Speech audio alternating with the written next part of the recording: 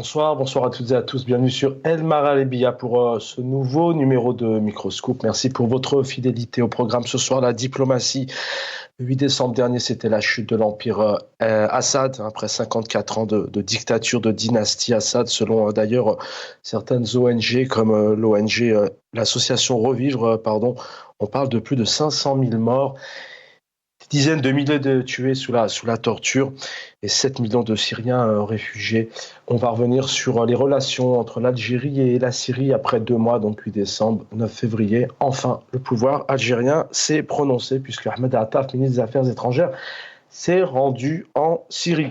Nous allons essayer de comprendre un peu les relations et puis on se rappelle, on écoutera tout à l'heure le président algérien en 2020 qui soutenait, qui disait clairement que loin arrivera la chute de l'empire El-Assad, bien, c'est arrivé le 8 décembre dernier, donc nous allons aussi comprendre un pouvoir algérien qui se dit protéger notamment le terrorisme. Comment a-t-il fait pour soutenir un tel empire, un empire qui aujourd'hui, donc, on sait réellement comment le définir. Avec nous ce soir, le plaisir de retrouver Youssef Amal Khodja. Bonsoir Youssef Amal Khodja, merci pour votre présence. Bonsoir Chavan, bonsoir à toutes les équipes de Maralbia et nos compatriotes au pays. Et bien sûr, toujours une pensée aux détenus d'opinion et politiques en Algérie. Merci infiniment. On devrait avoir normalement la présence de Omar Ait Mortal qui va venir nous rejoindre dans quelques instants. D'un point de vue peut-être général, pour nous donner un peu votre point de vue, le contexte de cette diplomatie, il y a l'Occident, l'Europe, l'Afrique, le Moyen-Orient, le monde arabo-musulman. On a tout de même, Youssef Amal Khodja, une diplomatie algérienne qui a du mal à se positionner. Quel tableau vous faites de cette diplomatie? On parle d'un pays qui n'a jamais été autant isolé que depuis notamment l'arrivée d'Abdelmadjid Tebboune et toutes ces crises qui se succèdent. Vous remarquez déjà sur la forme, c'est que l'Algérie faisant partie de la Ligue arabe et ancienne, avec des relations très très anciennes avec la Syrie, historique, depuis déjà l'émir Abdelkader, vous remarquez que c'est l'un des derniers pays à aller faire quand même le nécessaire diplomatique avec la nouvelle gouvernance en Syrie. Cependant, je remarque aussi sur un plan tout à fait de la forme, un second point qui me paraît, peut-être une motivation d'Alger pour envoyer un émissaire à Damas. C'est la lettre du roi du Maroc qui a été destinée à la nouvelle gouvernance en Syrie il y a 4 jours de cela, 5 jours de cela exactement. Donc ça, c'est sur la forme. L'autre côté, c'est que il est étonnant de voir que le régime algérien qui a défendu Bachar al-Assad, le régime de Bachar al-Assad pendant des années, depuis même 2011, la révolution avec ce qu'on avait appelé le printemps arabe et surtout la révolution du peuple syrien contre la dictature Assad, le régime algérien a soutenu Assad comme l'avait fait exactement comme à côté de l'Iran par exemple, sachant que rappelons que l'Algérie donc entretient des relations très cordiales avec l'Iran. Donc voilà des éléments pour lesquels au minimum on devrait qui devraient nous interpeller. Et bien sûr, les revirements de situation sur le fond, par exemple, il y a à peine 3 mois, aux Nations Unies, donc le représentant de la diplomatie algérienne, de Benjamin, avait bien insinué que la révolution syrienne contre la dictature d'Al-Assad était du terrorisme. Et il insistait sur la protection du régime syrien. Restez avec nous, Youssef Amal Khodja. Peut-être, vous allez entrer bien évidemment dans le détail dans quelques instants. Vous le disiez, d'abord plusieurs pays, aussi bien européens, occidentaux, voire même bien sûr français, mais aussi on a la Turquie, on a le Qatar, l'Arabie Saoudite, les Émirats se sont rendus il y a déjà un bout de temps, n'ont pas attendu aujourd'hui. Vous allez nous donner votre point de vue pour voir un petit peu aussi comment se positionne cette relation avec la Syrie. D'un point de vue général, comment vous qualifiez cette... on parle d'une crise diplomatique qui est souvent liée, d'ailleurs vous y revenez aussi souvent, qui est liée souvent à cette crise de politique intérieure, qui dit politique intérieure en échec, peut dire aussi quelque part manque de politique étrangère, de crédibilité, mais aussi de stabilité, de relations, d'assises. D'ailleurs, on a un président algérien qui se déplace très peu. Déjà, le président algérien ne se déplace pas au sein même du pays. Donc, c'est déjà étonnant de voir un président qui a peur de son propre peuple et réclamer une légitimité avec un taux de participation ou un taux même d'élection à 5% de la population algérienne. De la population, adulte algérienne. Sur les 22 millions d'électeurs, il n'y avait que 5% qui ont voté pour M. Tebboune. Et en totalité, pas plus de 10% qui se sont déplacés pour ces élections qui étaient jouées d'avance. Et comme nous le savons, toutes les élections, à part celles des années 90, donc 90 et 91, toutes les autres élections étaient frauduleuses. En effet, c'est malheureusement ce manque de légitimité rend toute la diplomatie algérienne très très fragile et sujette à des chantages internationaux de la part d'autres puissances dans le contexte géopolitique actuel. Donc là, bien sûr, on se demande ce qui est la première motivation. Je crois, c'est juste un point de vue de quelqu'un qui s'intéresse beaucoup, bien sûr, à la politique de notre pays et à la géopolitique. Je crains que la seule motivation qui a poussé le régime algérien d'aller faire ami-ami avec ce qu'il appelait déjà des terroristes il y a à peine quelques mois, c'est surtout cette histoire vous savez que le Polisario a été reconnu par le régime Bachar al-Assad. Donc, la crainte de voir la nouvelle gouvernance en Syrie revoir cette reconnaissance de la République, ce qu'on appelle la République, ce qu'Alger appelle la République sahraoui. Voilà, c'est cette reconnaissance qui est en risque. Et sachant que peut-être les services marocains ont déjà briefé les nouveaux maîtres de la Syrie sur la situation et sur certaines conditions aussi d'aller dans la reconstruction et sachant que, par exemple, d'autres pays arabes, moi j'étais vraiment, attristé de voir que pendant des années, l'Algérie, le régime algérien avait fait des efforts pour faire revenir la Syrie de Bachar al-Assad à la Ligue arabe. Et finalement, donc vous vous rappelez même du sommet de la Ligue arabe à Alger, qui avait fait un grand bruit par sa non-mobilisation des grands acteurs de la Ligue arabe, notamment l'Arabie saoudite, et des informations ont été divulguées sur l'aide de l'Algérie avec quelques milliards de dollars pour l'Égypte, pour la présence de l'Égypte. Donc on avait même acheté la présence de certains pays et on était très content d'avoir la République des Comores présente au sommet de la Ligue arabe à Alger. Mais ce qui était étonnant, c'est que ce sommet-là avait été boycotté par les pays les plus influents du monde arabe, et notamment l'Arabie saoudite et d'autres pays.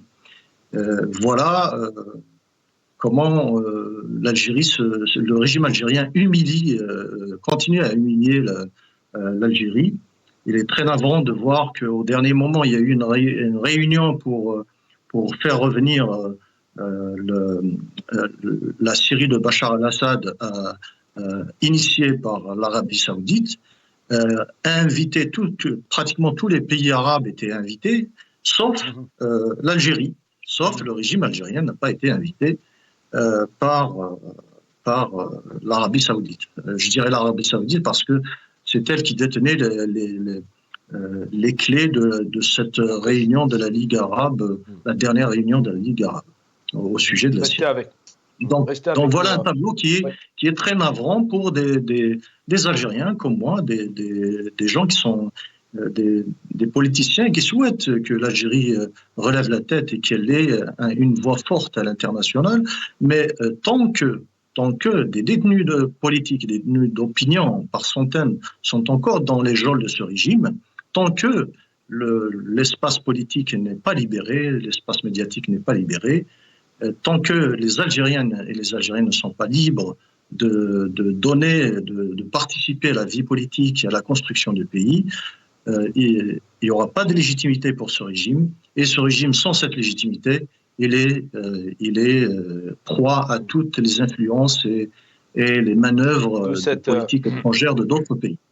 D'où cette question aussi de légitimité à l'international. Alors, Ahmed Attaf, donc ministre des Affaires étrangères, s'est rendu à Damas en lui transmettant notamment les salutations du président algérien, des salutations fraternelles. On va l'écouter, renouvelant aussi ses félicitations et puis des vœux de succès dans l'accomplissement de ses hautes fonctions. Il parle aussi de deux pays qui vont examiner les perspectives de renforcement. On écoute ici notamment de relations fraternelles, de solidarité, de coopération. Entre les deux frères, fin de citation, et d'ailleurs à la lumière des liens historiques enracinés qui les unissent. On écoute ici Ahmed Attaf, la diplomatie algérienne.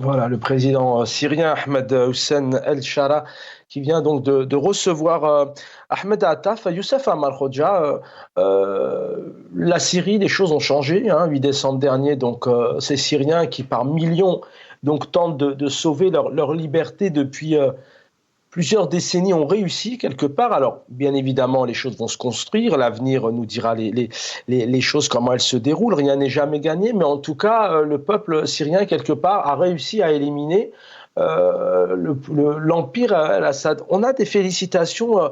Vous êtes militant hirakiste. On a des félicitations d'un pouvoir algérien qui sait quelque part que ça lui pend au nez aussi. On a des millions d'Algériens qui ont demandé la sortie du système, qui ont demandé le départ du système entier. Comment vous analysez un peu cette position du pouvoir algérien? Alors, quelque part, au fond de lui, elle lui dit, mais demain, ça peut nous arriver. On doit quitter le palais El Mouradia.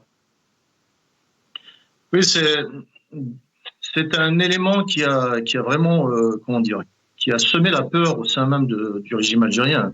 La chute du régime al-Assad, qui était quelques jours avant, considéré comme l'indéboulonnable pratiquement par tous les pays arabes, et à cette tête l'Algérie, se voit effondré en quelques jours, en 11 jours, avec tout le matériel militaire soviétique qu'il avait. Nous rappelons des centaines de bombes et de barils explosifs qui ont été déversés sur le peuple frère syrien, qui a payé très très cher, bien sûr. Voyons carrément un crime odieux, utilisant même les armes chimiques. Donc Assad est une famille de criminels, et j'espère que le nouveau gouvernement syrien va le rattraper, le juger à Damas. Ça serait un immense exemple, et moi j'étais ravi de voir que le peuple syrien s'est finalement débarrassé de cette dictature sanguinaire, et ce que nous avons découvert est horrible et atroce. Sans sachant que mélanger, même je vous interromps, l'origine.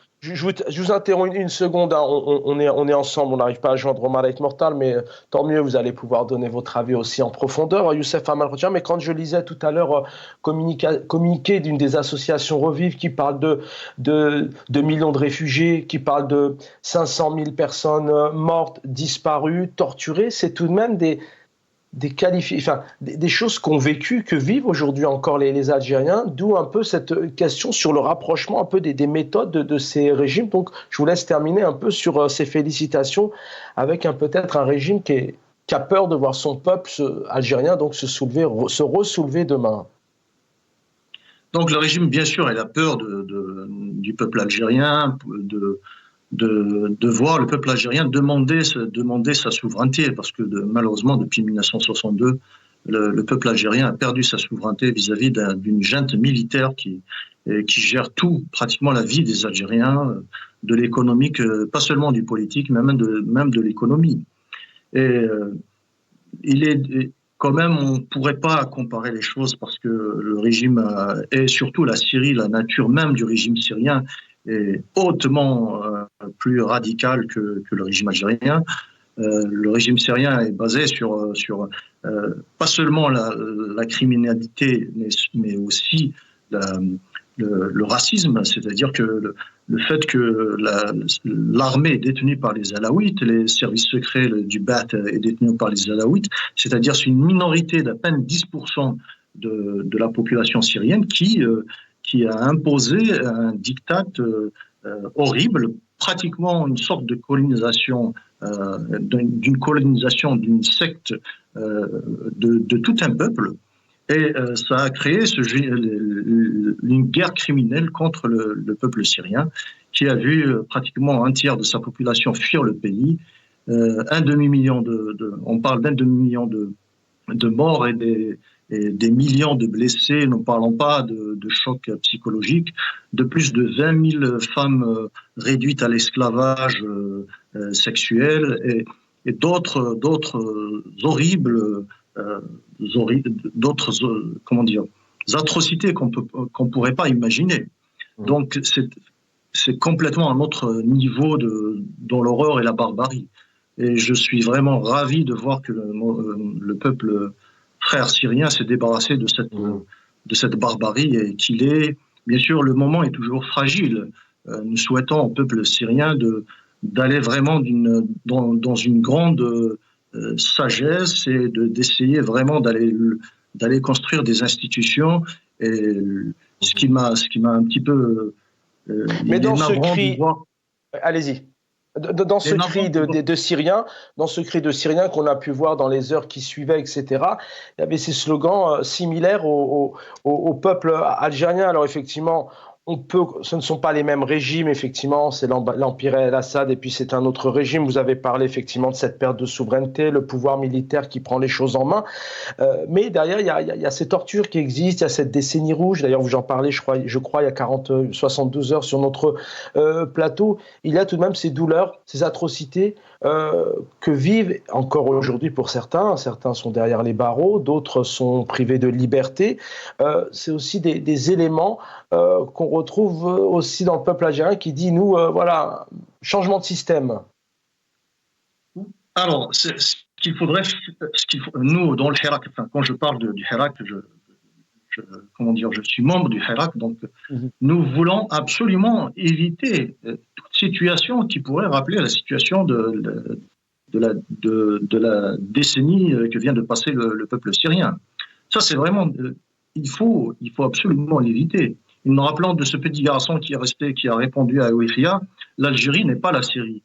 Et c'était l'un des slogans du Hirak à ce moment-là, parce que on nous rabâchait ça à la télévision algérienne en disant attention, si vous vous révoltez, ça va devenir comme la Syrie. Et le Hirak a démontré que non, le peuple algérien est assez conscient pour éviter la violence et pour aller vers une phase de transition démocratique avec le minimum, avec un moindre mal pour le pays, pour le peuple algérien et même pour l'État algérien, notamment pour notre armée nationale. C'est ça. Donc il faut absolument, nous dans le Hirak, on demande, on exige l'assimilation, on exige la non-violence afin de permettre une phase de transition sereine et de sauvegarder les acquis de la révolution algérienne et de l'État algérien, c'est-à-dire tout ce qui est infrastructure, tout ce qui est par exemple même, premièrement, les vies des Algériennes et des Algériens, et de faire cette transition. Peut-être qu'elle va prendre quelques années, 3 années par exemple, et d'aller doucement vers un état de droit avec lequel nous allons construire des institutions légitimes en Algérie. Et l'Algérie a un potentiel 20 fois, 50 fois plus que la Syrie pour atteindre un développement moderne. Restez avec nous, Youssef Marhoudjan. On a été rejoint par Riyad Ouarab. Bonsoir, Riyad Ouarab, militant politique. Merci d'être avec nous. Bonsoir, Chaban. Bonsoir à toute l'équipe du Maralébia, vos invités, aux téléspectateurs de Ranachia. Merci pour l'invitation.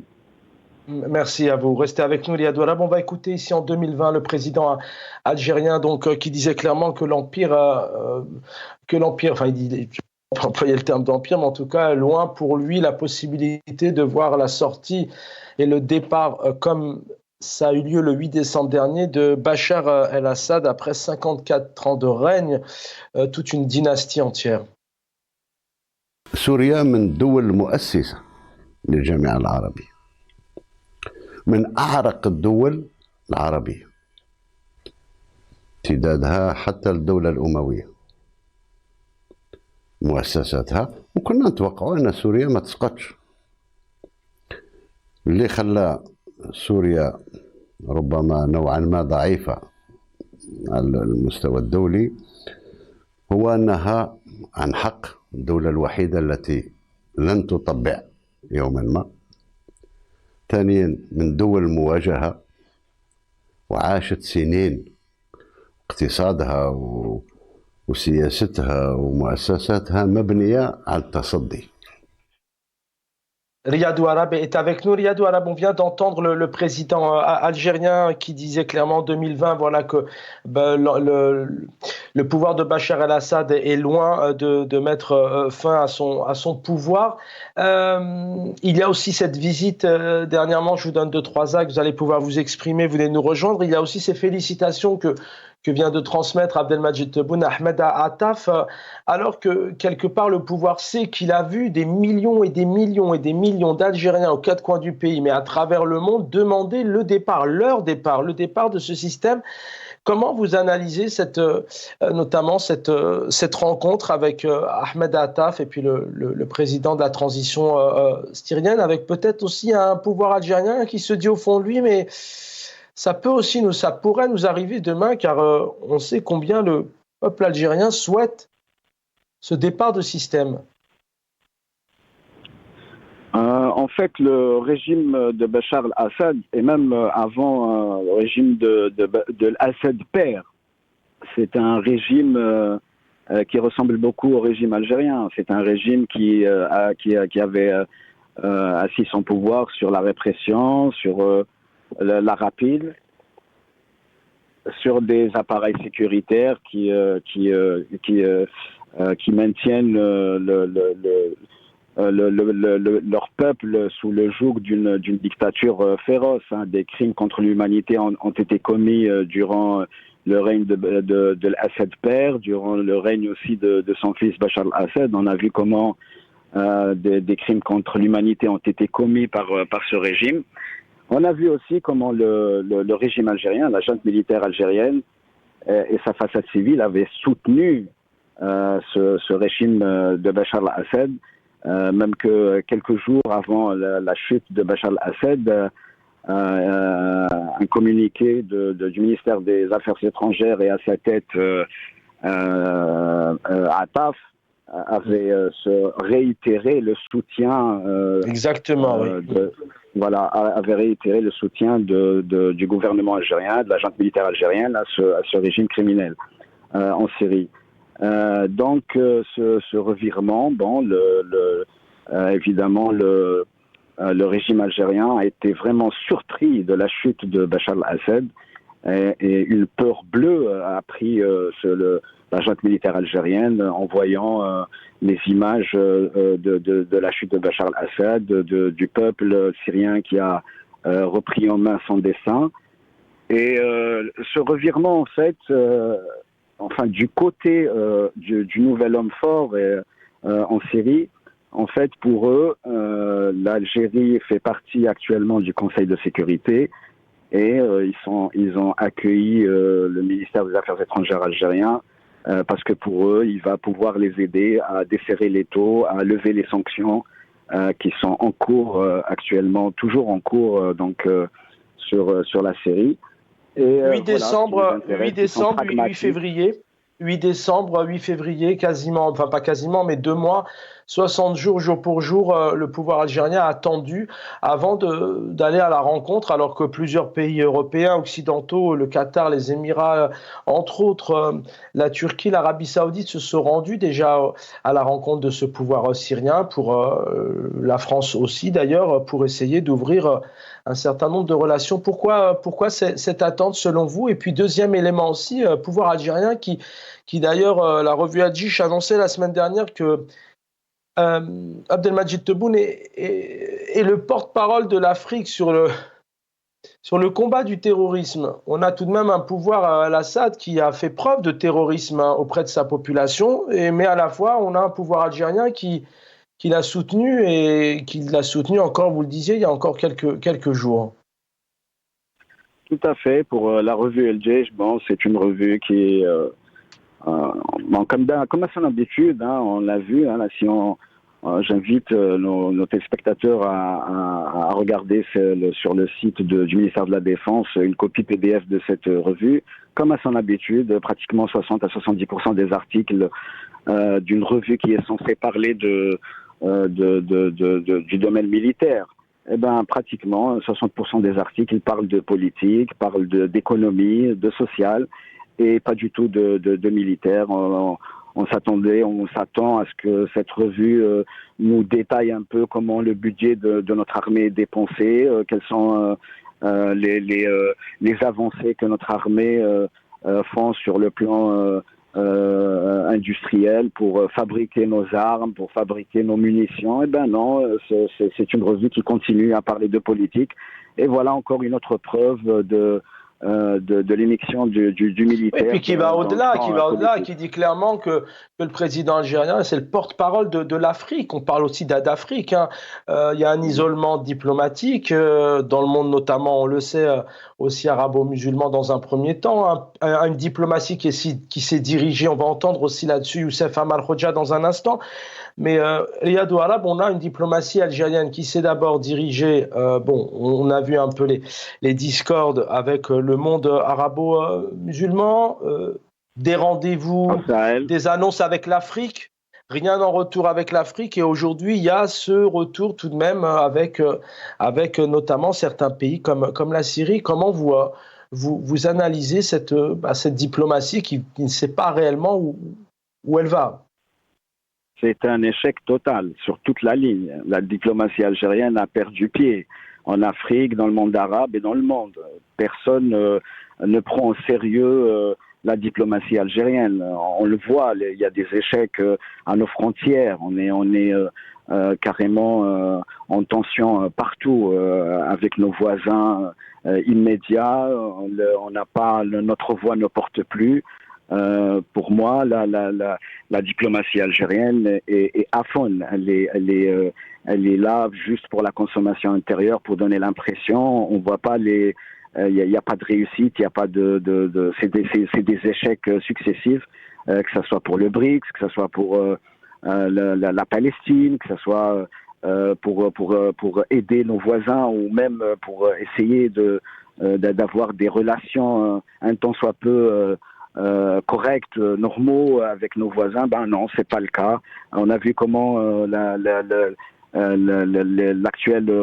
les actuelles autorités au Niger, au Mali, voilà, ils ont critiqué sévèrement cette diplomatie. On a vu comment le représentant de la junte militaire actuelle au Mali à l'ONU, il a traité deux diplomates algériens d'énergumènes. Donc voilà où on en est. Voilà où est cette diplomatie de feu Sadiq Ben Yahya, Rabbi Yarhamou. Malheureusement, on voit comment cette diplomatie est en train de collectionner les échecs. Pour la Syrie, c'est malheureux. Voilà, le pouvoir algérien a été tétanisé par ce qui s'est passé en Syrie. C'est un rétropédalage total. Et voilà, il tente encore un sursaut, ou je ne sais pas comment on peut appeler ça en Syrie, mais voilà, pour moi, c'est des échecs. Le peuple constate malheureusement et amèrement comment notre diplomatie est en train de sombrer. Voilà. Restez avec nous, Riyad Ouarab. Avec nous, Youssef Amal Khoja. Youssef Amal Khoja, on en parlait, je crois, en début de semaine ensemble. C'est un pouvoir tout de même qui se dit défenseur de terrorisme. À la fois, les simples militants sont classés de terroristes depuis le 87 bis. Donc, on ne sait pas réellement comment s'y prend ce pouvoir algérien pour classer tout le monde de terroristes. Et à la fois, on a entendu le président algérien. Il y a ce soutien avec tout de même un pouvoir Assad qui a fait de la terreur, du terrorisme pendant des années. Mais Abdelmadjid Tebboune est porte-parole de l'Afrique concernant notamment la lutte contre le terrorisme. Youssef Amal Khoja, votre point de vue? Déjà, le terme terrorisme n'appartient pas au langage international, ni diplomatique d'ailleurs. Quand vous voyez par exemple, c'est un jargon qui rentrait juste pour des manœuvres politiques. Ça a été créé depuis les années 60 par la CIA. Et donc, ça s'est accéléré avec les événements du 11 septembre de World Trade Center. Et à ce moment-là, bien sûr, des opportunistes comme le régime algérien avaient profité de cette situation pour se mettre dans les habits du gendarme du Sahel et de l'Afrique du Nord, soi-disant le protecteur des libertés contre l'obscurantisme et le djihadisme et bien sûr le terrorisme. Malheureusement,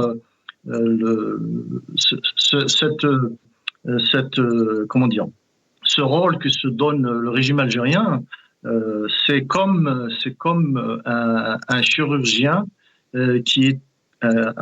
c'est comme à estimer les compétences d'un chirurgien sur le nombre de morts sur son billard, le nombre de morts, le nombre de tués dans son bloc opératoire.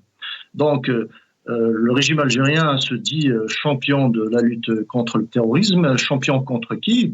D'avoir tué, d'avoir assassiné 200 000, voire 250 000 d'Algériennes et d'Algériens.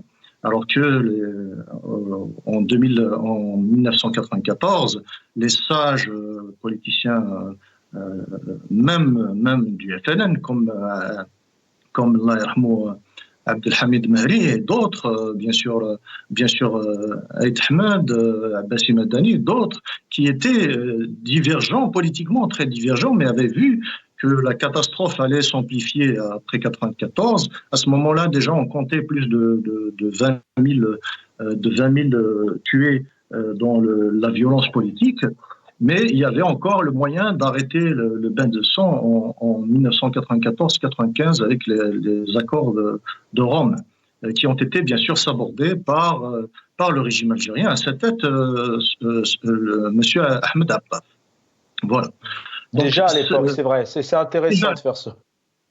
Déjà à l'époque, c'est juste pour situer les deux, comme je disais derrière moi sur votre chaîne, que c'est les deux piliers sur lesquels ce régime vend une sorte de service de sécurité aux pays occidentaux.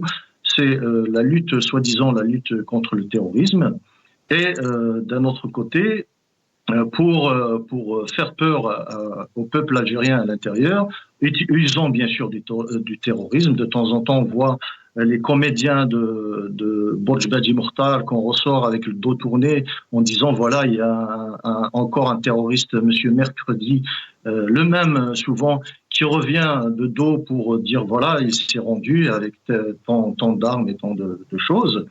Et nous savons que l'autre pilier de ce chantage au peuple algérien est bien sûr l'histoire du Sahara occidental qui continue à manger une part importante du budget algérien. On parle d'1 milliard de dollars par an. Et d'un autre côté, à faire échec à toute possibilité d'ouverture de frontières avec nos frères marocains et toute possibilité de construction d'un marché important, d'un marché du Grand Maghreb, même s'il faut par exemple garder les frontières, mais ouvertes. Le rêve d'un Grand Maghreb uni est encore loin, mais la possibilité d'ouverture de frontières est tout à fait faisable si on avait des penseurs au niveau des ministères, notamment du ministère des Affaires étrangères, de l'économie et un vrai ministère pour l'Union du Maghreb, par exemple. Quand je reviens à un point extrêmement important sur ce qu'on appelle les affaires étrangères. Les affaires étrangères ne peuvent fonctionner que sur des renseignements solides et recoupés. C'est-à-dire, au lieu d'avoir un service de renseignement à l'étranger qui pourchasse la diaspora algérienne et qui espionne ses propres citoyens et qui les entrave pour toute participation positive à l'essor d'une économie solide au pays, on est là au point même d'arriver à des menaces, menacer les Hirakiens de la diaspora à l'extérieur. Nous avons vu ce qui s'est passé il y a un an, le 18 mars, à la place de la République, quand des gens appelaient à venir nous frapper à la place de la République. Heureusement que en France, on a fait valoir nos droits et bien sûr l'état de droit pour éviter toute violence. Voilà des choses qui occupent tellement les services de renseignement algériens à l'extérieur. Au lieu de ça, si nous avions vraiment un État qui fonctionne et un État légitime, le service de renseignement, la première mission des services de renseignement à l'extérieur, c'est de glaner des informations importantes afin de faire fonctionner le positionnement des affaires étrangères et anticiper des soucis. Par exemple, si nous avions un bon service de renseignement, on aurait pu anticiper la reconnaissance de M. Trump de la maroquinité du Sahara occidental. On aurait pu, par exemple, anticiper la chute d'Assad, puisque c'est le sujet actuel. Si on avait vraiment ce genre de compétences. De renseignement, et même d'ailleurs, peut-être restez avec nous, Youssef Amal. On évoque des éléments importants d'ailleurs, effectivement, cette diplomatie, elle aurait pu aussi jouer un rôle dans certaines crises dans la région, notamment du Sahel. On a vu dernièrement plusieurs pays où des crises ont eu lieu et c'est un pays qui n'a pas su d'ailleurs, qui n'a pas réellement joué son rôle et qui n'a pas réussi à apporter sa voix. Riyad Ouarab, je reviens à vous. Vous êtes exprimé là-dessus. L'Occident et l'Europe, c'est compliqué. Le monde arabo-musulman, c'est compliqué. Il y a eu ces messages, ces ouvertures avec l'Afrique, mais vous parliez du Mali, on pourrait parler du Soudan, et puis entre autres de la Mauritanie aussi, dans un autre endroit du monde. Mais bientôt va se tenir le sommet arabe à partir du 27 février en Égypte, ou notamment un sommet qui va poser cette question importante, la sortie de Donald Trump il y a quelques heures sur le nettoyage ethnique, notamment des Palestiniens, des habitants de Gaza. Riyad Ouarab, j'aimerais avoir votre avis. On a un président algérien qui encore vraiment fait parler de lui encore aujourd'hui. Comment a-t-il pu réellement s'asseoir devant Donald Trump et ne pas s'affirmer clairement en dénonçant, en rejetant, en attaquant, en dénonçant d'une fermeté ses propos. Comment vous expliquez ça? Et derrière votre analyse, comment l'Algérie peut-elle réellement avoir un rôle, une réelle puissance, comme elle le dit, au sommet arabe, alors que son président n'a pas été capable? Je rappelle qu'Abdelmadjid Tebboune a dit clairement que dans la tête, dans l'esprit de Donald Trump, il ne parlait pas du peuple palestinien. Riyad Ouarab sur cette question. C'est évident que le régime algérien fait profil bas. La junte militaire a peur, tout simplement. Ils sont en train de gesticuler au niveau diplomatique. Il y a des manœuvres conjoncturelles, mais ce qu'on constate, c'est qu'il n'y a pas de stratégie, il n'y a pas de politique étrangère, il n'y a pas une stratégie, que ce soit un moyen à long terme. Il n'y a pas la diplomatie, elle s'insère dans une stratégie des affaires étrangères où on défend nos intérêts, où on essaye de faire avancer nos causes, mais on voit clairement qu'il n'y a pas de stratégie. Et cette Algérie au sommet, ce sommet arabe va se tenir le 27 février, cette Algérie actuelle de 2025, cette diplomatie d'Ahmed Attaf, d'Abdelmadjid Tebboune, est-ce que réellement il y aura une force, une puissance? Enfin, rapidement, on a entendu le président algérien réellement limite s'asseoir devant Donald Trump et ne pas lui répondre comme il se doit. Tout à fait. Il fait profil bas.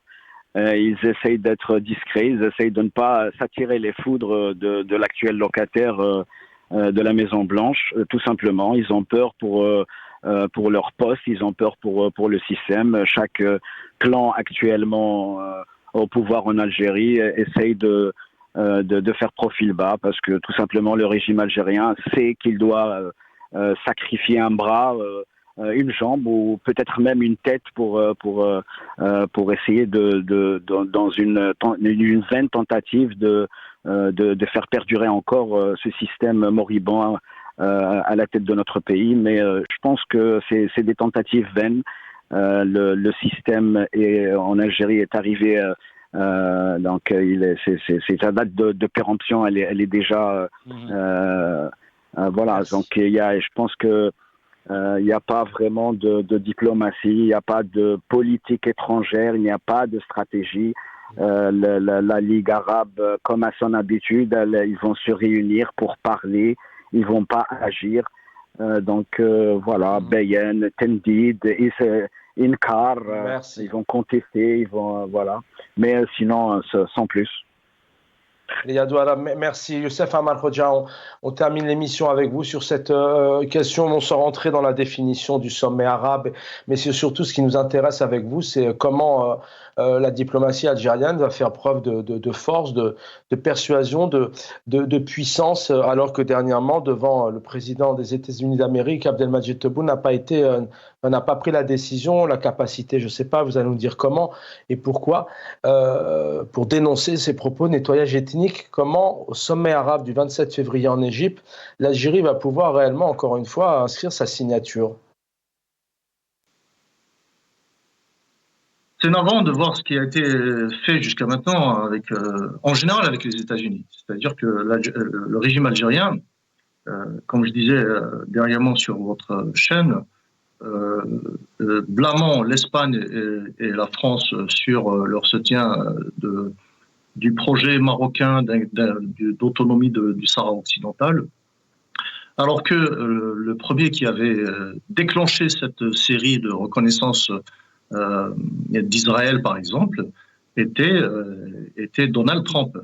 Donald Trump n'avait reçu aucun mot de la diplomatie algérienne, donc silence total. Et nous voyons récemment aussi que les États-Unis ont envoyé un émissaire militaire pour voir directement le vrai détenteur du pouvoir en Algérie, donc le chef d'état-major, M. Chingriha, qui a été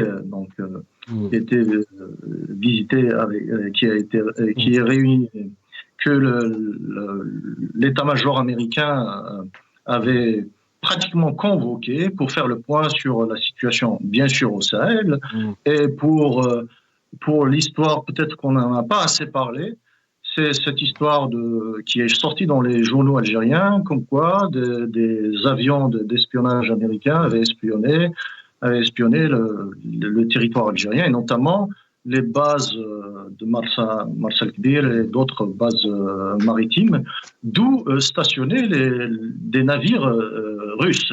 Donc cette question qui était soi-disant, quand on voit fanfarer des journaux algériens sur l'espionnage américain, alors qu'on sait que l'Amérique espionne tout le monde avec ces milliers de satellites qui sont au-dessus de nos têtes, et que rappelons qu'à un certain moment, même Gnezia, l'ancien général, l'ancien patron aussi de l'ONU, qui avait supplié la CIA de partager les photographies de l'Algérie. Donc on sait que ces questions militaires, les États-Unis préservent d'abord la base de drones qui est proche des frontières algériennes, et d'autres rumeurs qui disent qu'il y a plusieurs bases de la CIA en Algérie. Hein. Donc voilà les éléments qui parlent de la souveraineté algérienne vis-à-vis d'un grand pays comme les États-Unis. Comme les États-Unis. On y reviendra bien évidemment de ce sommet du 27 février. Youssef Amal Rodja, merci pour votre présence ce soir. Yadou Arab, merci aussi pour votre présence. On n'a pas réussi à joindre Omar Mortal, l'équipe en régie. Merci infiniment de m'avoir accompagné. Dans quelques instants, vous avez rendez-vous avec Jamel Din Taleb pour El Umq. Prenez soin de vous. Bonne soirée.